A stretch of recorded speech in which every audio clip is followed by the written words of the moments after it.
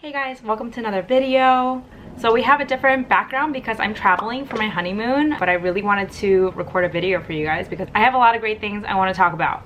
So we're going to be talking about the internship application today. What goes in the application packet and what counties are looking for. So this is assuming that you are part of a NASP approved school psychology program and that you finished your first year and you're in, usually it's during your second year of the program that you usually apply, and then after your 2 years and after you graduate you usually do your internship for a year. So assuming that your timeline is correct and you're in a NASP approved program, and this is only for the Northern Virginia area, I'm sure other areas in the country run things differently, or maybe they're very similar, but the first thing they ask for is your transcript.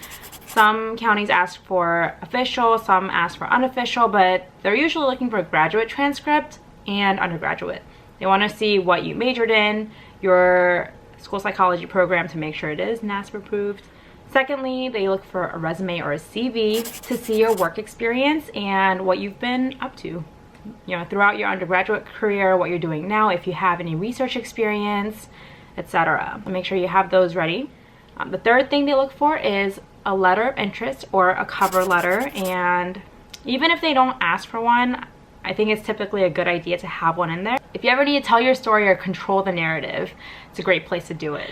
The next thing that they will ask for is letters of recommendation. Typically they ask for 2 to 3, and when they say 2 to 3, they want 2 that are academic, typically your school psychology program professors. And the third one, I'm sure it's fine if it's academic or if it's professional. Make sure you ask people that know you pretty well.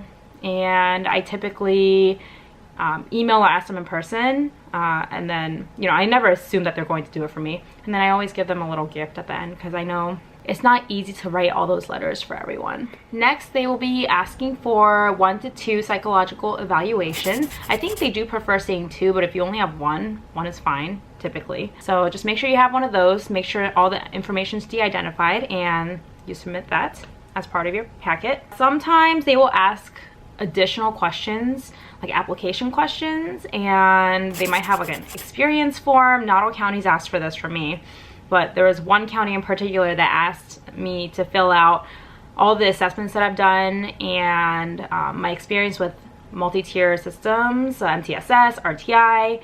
They asked for what I think of as a role and function of school psychologists and my experience with counseling and areas that you want to emphasize during your internship year. And so it's kind of like an essay that you have to write for the application, but yeah. And then some counties ask for your program's internship guidelines. So there's usually a packet that your program should have online or from your professors that give you the guidelines for internship that your program needs, and so you'll just get a copy of that and then send it off. Most programs or most counties will allow you to do everything online, so they'll ask you to do like an online application for the county and then also send everything to whoever's in charge. Some counties want everything in paper form and then you drop everything off.